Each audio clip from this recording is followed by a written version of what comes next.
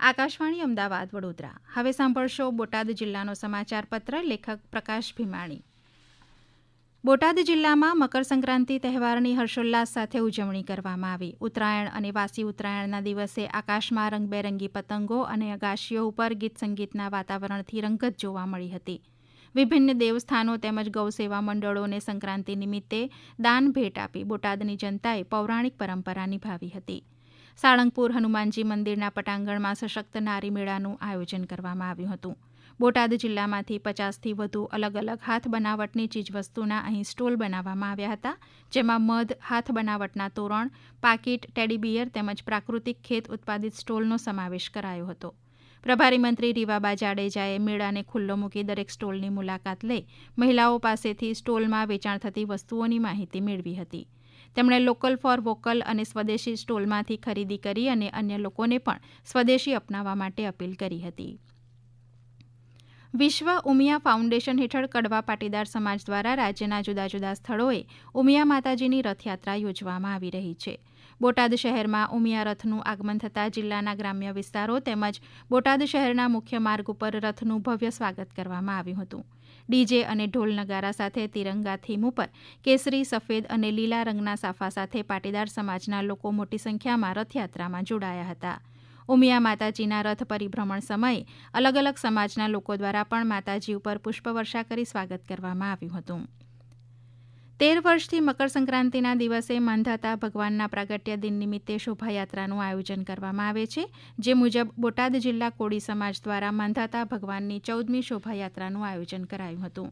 3 kilometre લાંબી શોભાયાત્રામાં 2, 3 અને 4 wheeler સાથે વાહનોમાં કોળી સમાજના ભાઈઓ અને બહેનો જોડાયા હતા. કોળી સમાજના અનેક સામાજિક આગેવાનો સાથે બોટાદના ધારાસભ્ય ઉમેશ મકવાણાએ શોભાયાત્રામાં હાજરી આપી હતી. મકર સંક્રાંતિના પર્વને લઈ 17 વર્ષથી ચાલતા સેવા કાર્યમાં આ વર્ષે પણ રખડતા શ્વાન માટે બોટાદ શહેરમાં આવેલ વરિયાદેવી મંદિર ખાતે 3200 કિલો ચૂરમાના લાડુ સેવકો દ્વારા તૈયાર કરવામાં આવ્યા હતા.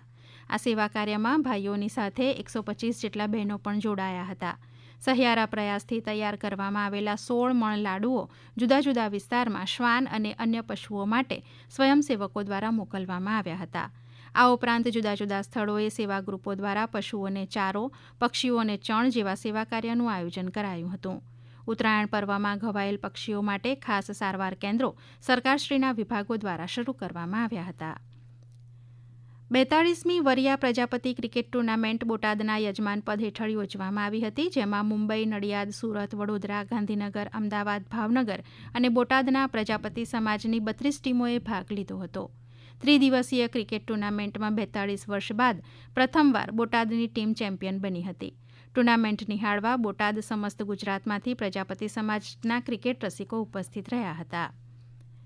બોટાદના સાંસદ ખેલ મહોત્સવનું આદર્શ શૈક્ષણિક સંકુલ ખાતે 3 દિવસ દરમિયાન આયોજન કરવામાં આવ્યું હતું, જેમાં દોડ, કબડ્ડી, ગોળાફેંક જેવી રમતો તેમજ લીંબુ ચમચી, સંગીત ખુરશી સહિત અન્ય રમતો રમાડવામાં આવી હતી.